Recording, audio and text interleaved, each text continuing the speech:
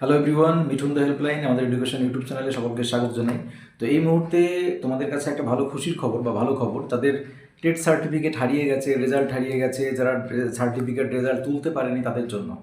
কেন বলছি, আমরা এইমাত্র আপডেট পেলাম বা এইমাত্র আমরা আমাদের কিছু শিক্ষার্থীরা যাদের আজ ইন্টারভিউ ছিল, তাদের টেট সার্টিফিকেট ছিল না, কারোর রেজাল্ট ছিল না, কারোর সার্টিফিকেট ছিল না, কেউ তুলতে পারেনি। তো এদের জন্য কিন্তু আমরা তোমাদের কাছে পৌঁছে দিচ্ছি সঠিক তথ্যটা।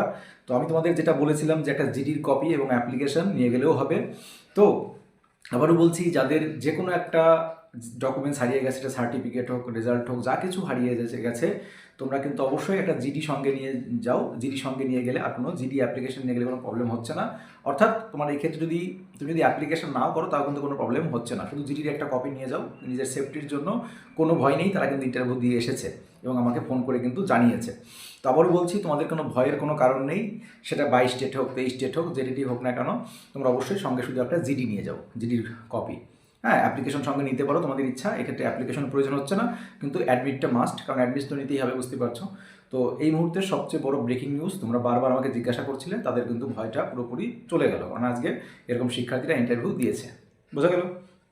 অবশ্যই সাবস্ক্রাইব করো এবং ভিডিওটাকে সবার কাছে পৌঁছে দাও যাদের হারিয়ে গেছে।